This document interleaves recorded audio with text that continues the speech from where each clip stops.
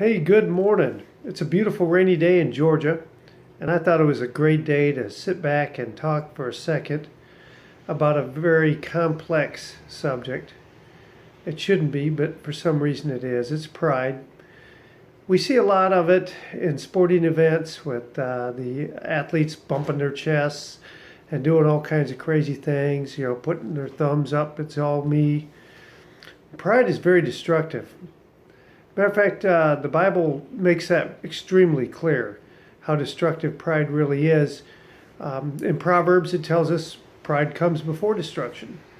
That would be 16:18. And Proverbs 13:10, it tells us that pride comes to nothing but strife. Nothing but strife. I was having a discussion with my son just a couple of days ago about pride, and I tried to explain to him that there might be some good pride. Well, I don't mind saying I was wrong. The Bible definitely trumps that.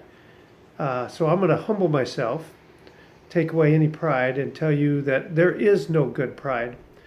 What I tried to use as an example was, the opportunity I had back in church to lead a little girl to Christ.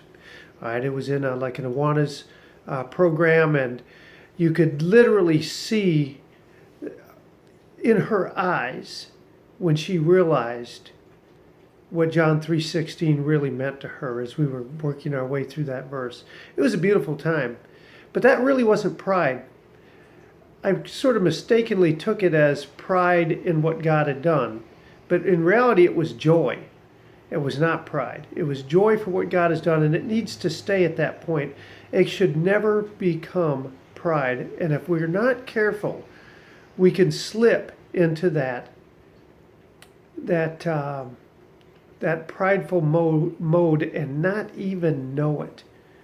And here's another example. A few months ago, I was talking with a friend of mine, and I know that he didn't even have a clue, but I could see in him pride as he spoke about his church, the amount of members they have and the great things that they were doing. But he had slipped into pride. And the reason I knew that is when I explained to him what I was doing with the assistance in planting a new church. He immediately went to, well, you're going to be at the bottom floor. You can get things the way you want it done. Make sure that nobody's telling you what to do, that kind of attitude.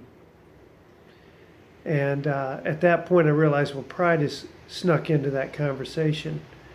So I quickly stepped away from it.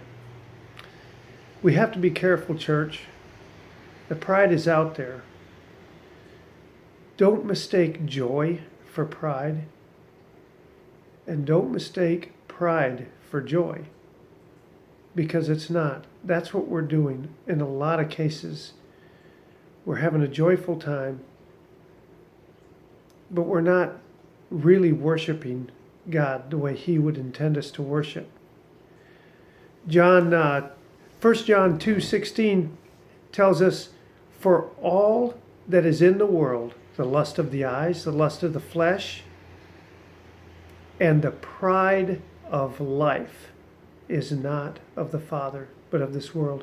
So we must be extremely careful to keep pride out of our life, out of our church, out of our daily walk, out of our quiet time,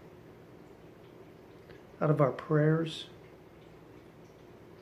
There should be no pride at all. Ezekiel actually equated pride in the list of sins at for Sodom and Gomorrah. Matter of fact, he said, look, this is the iniquity of your sister Sodom. She and her daughter, referring to Gomorrah, had pride. And then he went on to list the multitude of other things that they were doing. But the first thing he said was their pride. So therefore, brothers and sisters, pride does come before destruction, and pride leads to nothing but strife. You guys have a beautiful day. Stay humble.